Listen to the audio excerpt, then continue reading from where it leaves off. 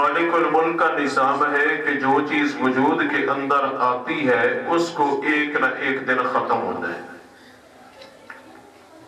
اس چیز کو حقیقی ختم کرنے والا تو اللہ ہی ہے، مگر ظاہری اسباب کے اندر اس کا کچھ نہ کچھ سبب بنتے ہیں.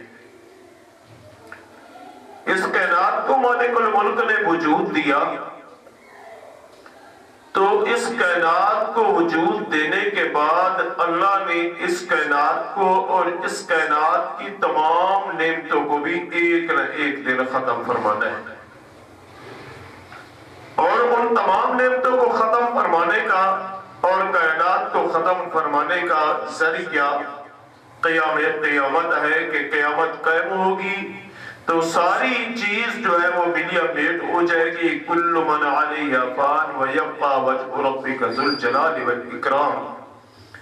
کہ اللہ فرماتے ہیں کہ ساری چیز فنا ہونے والی ہے، باقی میں اللہ کی ذات ہی اس دنیا میں رہے گی. تو مالک الملک نے اس کائنات کے اندر اس جہان میں اپنی نعمتوں کو مختلف طریقوں سے ظاہر فرمایا. اللہ تبارک و تعالی نے اپنی نعمتوں کا سلسلہ حضرات انبیاء کرام علیہ السلام کی صورت میں ظاہر فرمایا کہ انہوں نے انسانیت کو گمراہی سے کھینچ کر ہدایت کی طرف بلایا اور اللہ کی مدد سے ہدایت نصیب ہوئی اور وہ لوگ جہنم سے بچ کر جنت میں جانے والے بن گئے. اور اللہ کی نعمتوں میں سے علماء کرام کا اس دنیا میں موجود ہونا، اہل اللہ کا موجود ہونا، صلحاء اور مشائخ عظام کا موجود ہونا، یہ بھی اللہ کی نعمتوں میں سے ایک نعمت ہے. کیونکہ اللہ تبارک و تعالی نے انبیاء کرام علیہ السلام، صحابہ کرام اور اہل بیت عظام رضوان اللہ تعالی علیہ مجمعین کے بعد ایک طبقہ جس کو علماء کا نام دیا جاتا ہے، اس کے بارے میں فرمایا کہ انما یخشی اللہ من عبادہ العلماء، کہ میں اللہ کے بندوں میں سے سب سے زیادہ ڈرنے والے میرے سے میرے علماء ہی ہیں. کہ علماء وہ طبقہ جو اللہ کے دین کو سمجھتے ہیں، شریعت کے حلال کو حلال یقین کر کے اس پر عمل پیرا ہوتے ہیں، حرام کو حرام سیکھ کر اس سے دور ہو جاتے ہیں، اللہ کو ان کو قرب نصیب ہوتا ہے. وہ لوگ جو ہے اللہ کے پیغام کو پہنچانے والے ہیں، اللہ سے ڈرنے والے ہیں، متقی پرہیزگار لوگ ہوتے ہیں. ایسے لوگوں کا اس دنیا کے اندر وجود موجود ہونا یہ بھی اللہ کی نعمتوں میں سے ایک نعمت ہے. علماء کرام کا کام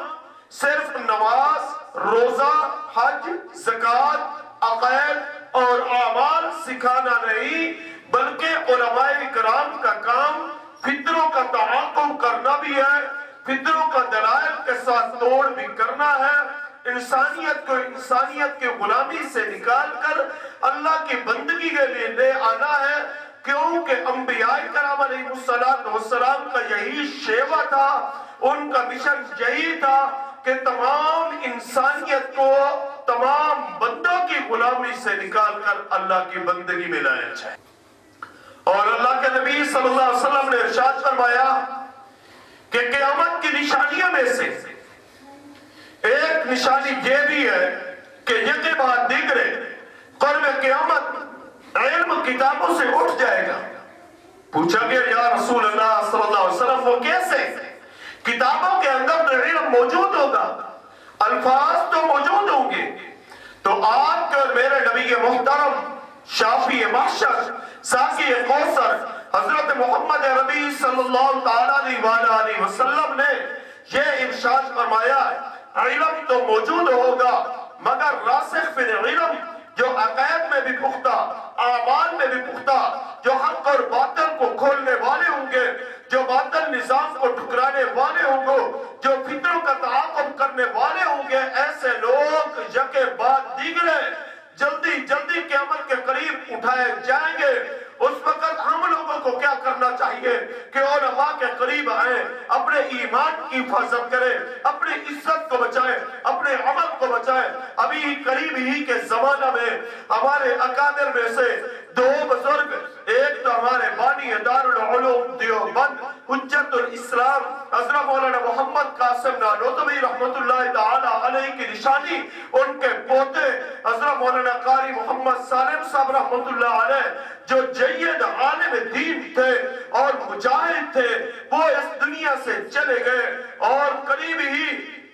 امیر شریعت بدر حریت حضرت سید عطا اللہ شاہ بخاری رحمت اللہ علیہ جو یہ فرمایا کرتے تھے، میری آدھی زندگی ریل میں ہے اور آدھی زندگی جیل میں گزری۔ ان کی نشانی کون؟ حضرت سید عطا المومن شاہ صاحب رحمت اللہ علیہ ہم سے جدا ہوئے ہیں۔ ان کی للکار تھی، ان کی جرات تھی، ان کا علم تھا، ان کا تدبر تھا، ان کا تفکر یہ تھا کہ پوری دنیا کے مسلمان متحد ہو جائیں، پوری دنیا کے مسلمان جو لا الہ الا اللہ محمد رسول اللہ پڑھنے والے ہیں وہ متحد ہو جائیں، اس دھرتی پر اللہ کے نظام کو لانے کے لیے کوشش کریں اور باطل نظام کو ٹھکرا دیں۔ تو میرے دوستو، میرے بزرگوں، آئیے ہم قرب قیامت زمانے میں جا رہے ہیں، وہ جانے والے چلے گئے، ہم اپنے ایمان کی، اپنی جان کی، اپنے مال، اپنے عزت، اپنی آبرو کی حفاظت کے لیے علماء حقہ کا ساتھ دیں، علماء حقہ کی گفتگو سنیں، علماء حقہ سے اپنے عقائد، اپنے اعمال صحیح سیکھ کر ان کو اپنی زندگی کا شعار بنا